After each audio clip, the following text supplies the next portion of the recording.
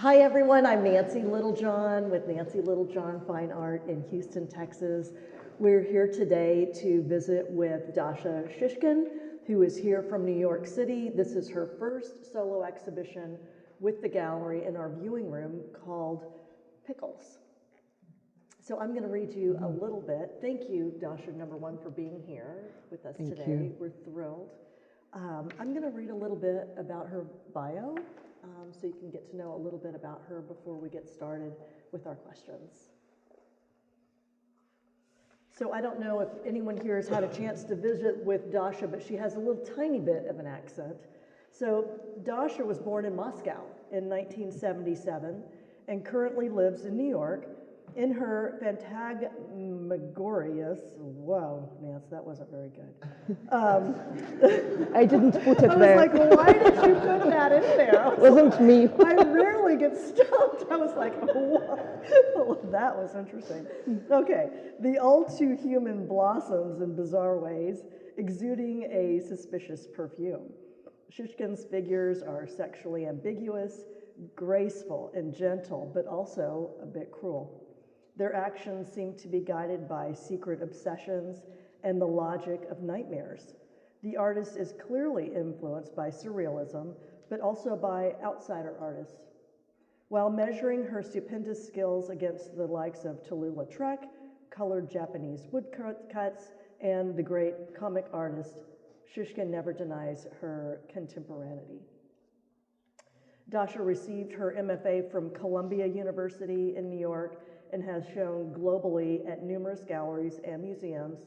Her work is in the collection of the Whitney Museum of American Art, the Museum of Modern Art Los Angeles, and the Los Angeles County Museum of Art, and the Dallas Museum of Art.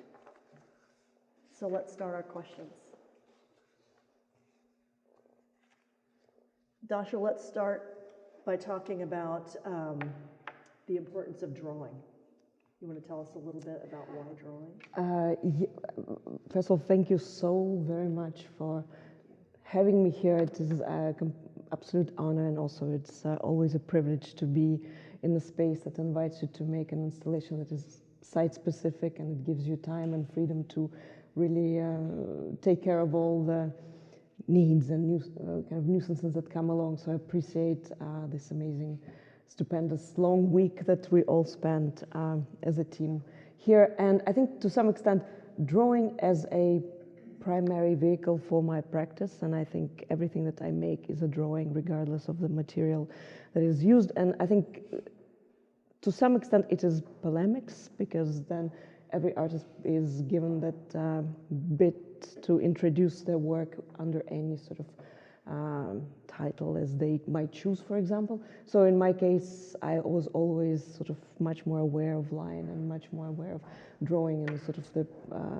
intimacy of the, being hunched over a page and drawing like that, and then of course moving onto the wall and moving on to different scales. But I think to some extent that simplicity of a gesture and simplicity of a line that exits your stylus, be it a pencil or be it potentially a brush, etc., it's still a line. So everything else becomes much more superfluous to and subservient to an extent to the line. So I think for the lack of a much more maybe eloquent answer is simply I took the liberty to call everything I make drawing, regardless of what it is, because it's always the contour and the profile of it becomes the primary definitive element, I suppose. Okay, so Dasha did these gorgeous murals in our viewing room, and she incorporated some works that she had already done on loose canvas that she pins to the wall, and then she created around those themes.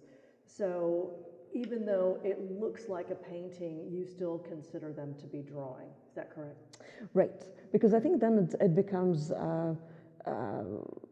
perhaps the dictionary definition of what constitutes a painting. Is it the materials?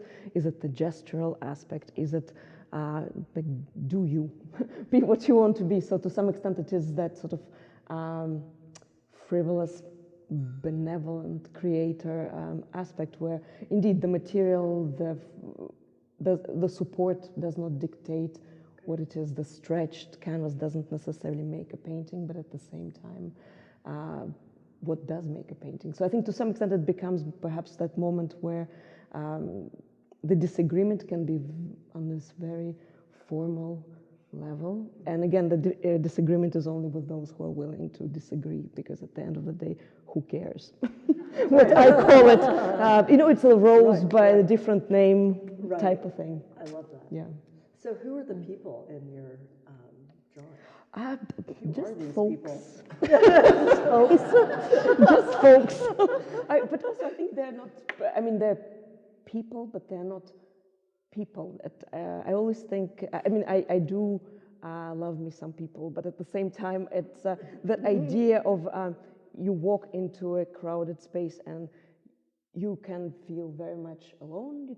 By choice, you can feel very much part of the group.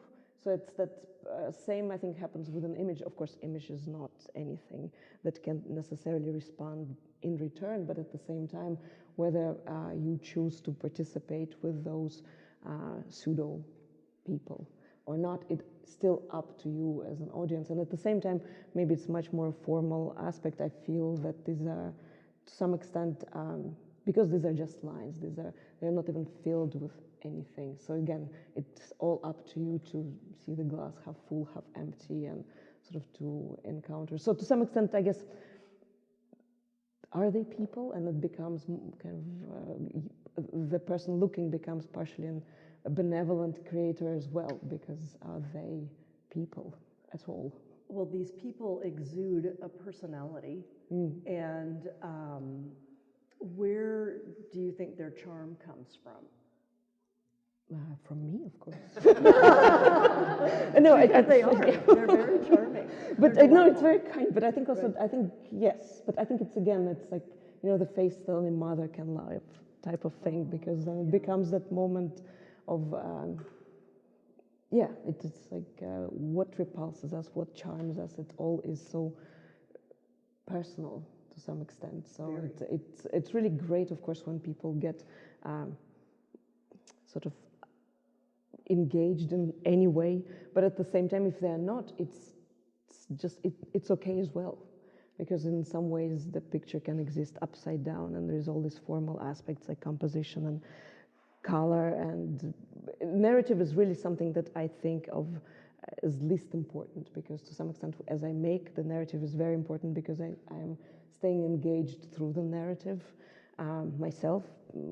But at the same time, I'm not necessarily expecting that narrative to be consistent to anybody else who's looking at it. So to some extent, the moment I'm finishing the drawing, the door closes, but then the moment somebody else enters to look at it, the door opens, but perhaps it's a completely different room that they enter. So we've been able to spend all week with Dasha as she's been working on these murals, and several times throughout the week she's talked about an economy of means. So why don't you talk to us a little bit about what that means? Yeah, it's actually a wonderful question, and I feel like if one Googles the economy of means as a definition, and there's economy of means, but then there's economy of means in the artistic practice, which can imply things from the simplicity of the materials, the physical materials used, to the getting the most impact while employing the least amount of anything, gestures, colors, scale is obviously a factor. So I think for me, I try to maintain my practice as green as possible. So the economy of means also goes with not necessarily the budgeting, because sometimes being green is not budget friendly, but at the same time, it always outweighs the choice. So I'd rather go smaller here but bigger there, and it becomes that element, so in a very kind of simplistic and formal way. But I think at the same time, I'm again, maybe it goes to I'm not a painter, so I cannot necessarily deny this, what I'm going to say next, to painting.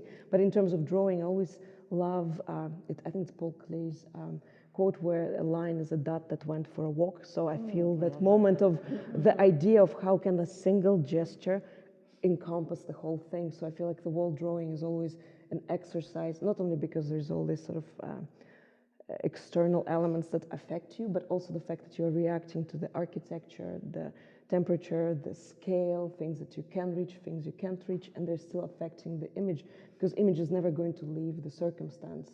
For example, as in the case of our exhibition at the gallery here. So with that, how can a single brush give you, for example, all the possible gestures? So the inventiveness has to come in, not the variety of brushes, but the variety of wrist flicks and dry, wet, blah, blah, blah. So things like this. And I think at the same time, how can a profile read as a negative, positive space? So those elements become the economy of means. And I feel like also ambiguity is a very economical thing, because you can just you see what you see, you decide. And then it's just that thing, it's a potato, but then the potato can look like so many other things too. So that becomes, mystery is very economical. It is. So, yeah. So when Dasha first got here, we took her to get art supplies to work, and two of the people on our team are artists, so they thought, I get to take Dasha to go get art supplies. It's like, she wanted yellow. That's it. It's like, well, how about these brushes? These are amazing. She's like, I don't need that. A brush. So we've enjoyed being around you so much in your economy of means, because where we all tend to get carried away and want more and more and more, you really push back on that, and it's the less and less and less. But I think also it's something that I feel to some extent it's true. It is kind of an anecdote, but it is something that I am consciously aware of, and I'm trying to realize that, again, Oscar Wilde saying, like, I can resist anything but temptation, or something like this. And I mean, it's true. It's a struggle. It's true. It's a struggle. But it's, So let's talk about the women in your work and the importance of depicting these women characters. Yeah, I mean, I think to some extent it goes back to the question of who are these people? So they're people, first of all. And to the fact that they're women is almost coincidental to some extent. And again, going to the economy, it's like a film crew that is small, and people have to wear, the small crew has to play every character on a giant set. So to some extent it becomes that, but also it's relation to economy of means, because all the work primarily is intuitive, therefore there's a lot of reliance on the gesture. So the hand tends to make the same shape over and over again, so that sameness becomes also economical, and therefore becomes the same feature over and over again, so it feels like it's the same person recurring. So I think that connectivity is partially informing. And I mean, yes, they are women, but also to some extent, I think in the current scheme of things, the definition of womanhood is also so interesting and broad, and at the same time narrow in other areas. So it's kind of like very unique, like noticing that they are women, but are they and are they not? And then I think there's so many more other questions that I'm trying to potentially kind of like, I don't know, not necessarily feed into the work, but just like the fact that if their bodies are behaving on their own, in what universe are they women? To some extent. So I think, but at the same time, I think everything that, for example, Peter Cohen was speaking earlier about role of women in society and role of women in the arts specifically, but in general, just role of women and the whole notion that there is the division that, where all animals are equal except some animals are more equal than others type of thing. So it's definitely something that I'm aware of, but I think primarily the all women began happening by sheer accident, and then suddenly it became something that I am being asked about, and I have to realize that I have to think. So Dasha gave a talk at the University of Houston earlier this week, and what I thought was really interesting is talking about the female figure, and sometimes she'll draw eyes on different parts of the body, and it's sort of like, that's what it feels like to be a woman. I mean, somebody's like staring at your knees, or they're staring at your forehead or staring at your, all of your body parts. I thought that was really a profound, interesting statement. Do you want to expand on that? It's really. I love that. No, thank you so much for bringing it up. Actually, I remember being a very small kid and reading, or not reading, listening to some story, and I can't exactly tell you the provenance, but there was this kind of like Old Testament-y story that the angel of death comes, and before a person dies, like I don't know how long, a week before, I don't know what's the time, so the angel of death is covered in eyes, and they give that extra eye to the person who is going to die soon. So they suddenly become extremely aware prior to death. Again, the time of prior is unclear, and that visual really struck me, and I can never find that myth and anywhere again, but it somehow relatively recently, maybe like over a little over a decade ago, really struck me. Also, it's a very beautiful visual thing, and eyeballs, of course, within cartooning, it's just, like circle with a dot, etc., etc. So from drawing sort of eyes everywhere as like clouds of eyes floating around, it suddenly became that the body is filled with eyes, but not literally like a sack, but for example, every body part can be autonomous and have eyes. So a person becomes almost like not a single entity, but becomes a group. So you're a single entity as a unit of people to some extent. So the elbows have eyes, your butt has eyes, your boobs have eyes, your nose has, your eyes have eyes. And then it becomes like, if everything has eyes, so your nose has eyes, but that or not even eyes, the face, technically, like, so the nose has a face, and then that face probably has a face, so it's like endless scheme of things, and I think it becomes also a nice drawing exercise on one hand, but also I think as an imagery, the more I thought about this, like, yes, if a body could stare back, then the confrontations would be very different between genders, within genders it's irrelevant, but like if you can't, let's say, look at somebody's back and make it go unnoticed because the back has eyes, the butt has eyes, everything. So to some extent it becomes much more of that, so I think that kind of mythology grew out of that, and it's, but then again, I think obviously from that group of drawings, that whole idea of the eyes, the nose, and everything being slightly exaggerated. So the noses became extremely phallic, and then it became also very tail-like, but then the tail is a phallus, but everything is a phallus, and everything is an eye. So everything goes back to the notion not only of economy of means, but also kind of the ambiguity and abstraction, how to some extent in the realm of art and realm of drawing, how everything is possible because you wish it, you can draw it into being, but at the same time, it's really nothing. It's two-dimensional, flat. It cannot threaten you, and it cannot really do anything in response. But I think it was just kind of an interesting exercise looking back at those older drawings with. So how do you start a work? Like, for example, we just gave her this blank canvas in this room. So how do you begin your work, and how much drawing or pre-planning goes into that? I mean, you just kind of walked in cold.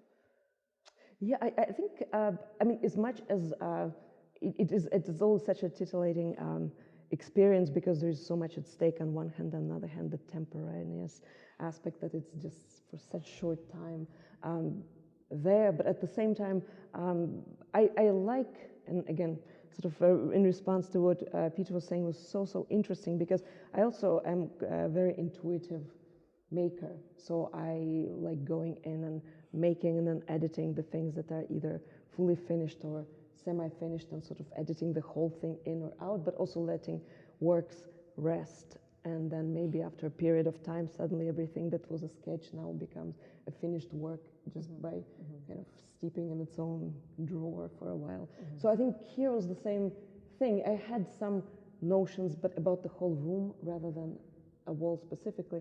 So it was very important for me to be on site and sort of spend a few days just staring blankly and then kind of just making it. It was really fun to watch the process. So she would start something, and I know Maddie videoed her making cat. She's like, oh my gosh, she made a cat. It's gone. It's gone. I mean, as soon as she finished it, it was just evaporated. But I think also the best part of, I think, making site-specific work is being on site for a period of time and having experience with new people and making new friends and sort of having this rapport where you have suddenly this inside jokes and all these moments where, and then yes, and you leave like little love notes for your friends because this little cat's eating tacos because it was the conversation that took place before, and it sort of on one hand it doesn't exist in any other realm, but at the same time it's this little homage to the new friendships that are made. So, but yeah, because of that, I think to some extent it was the looseness, and I think it, as much as it sounds like there is that complete lack of sort of the free-for-all, but I think at the same time the editor in all of us comes in and is very clear about the boundaries. Like there's a moment where the work starts and you know exactly this is not enough, this has to happen, and that clarity also just happens while it all begins in this very murky and again intuitive way. But I think that intuition is really being fed by like a very strong spine in some way. What about the it's kind of the dramatic differences between the complexity and then the simplicity of the work? But I think it's, again, it's the same that going back not only to economy of means, but that idea of reserve. That if, I mean, regardless of how something can be as expansive as a universe, at the same time, there is always that sort of volume that can be held. So to some extent, in some works, that horror vacui needs to happen. That's sort of where all the lines are converging. But I think a lot of times with all that oversaturated imagery with details and sometimes colors or just pure line, I think then there is economy in something else. For example, there is lack of hierarchy. So, like for example, the small drawing that is in the exhibition at the gallery right now, there is really, as much as there is a narrative, but at the same time, I think the weight of the lines is consistent throughout. So to some extent, one can seemingly tell that there is a protagonist or there is some kind of direction to the action, but in all reality, there is none. Like the polka dots are the protagonists because that's what you see.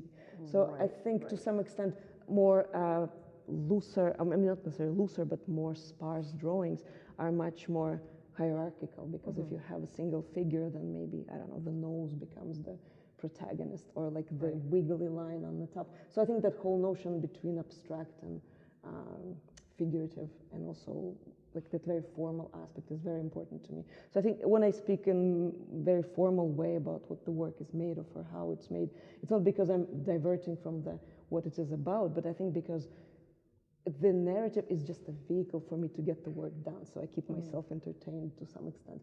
But in some ways, when I look back at the work, I'm really personally intrigued by the solutions to the, I don't know, the combination of lines, marks, etc.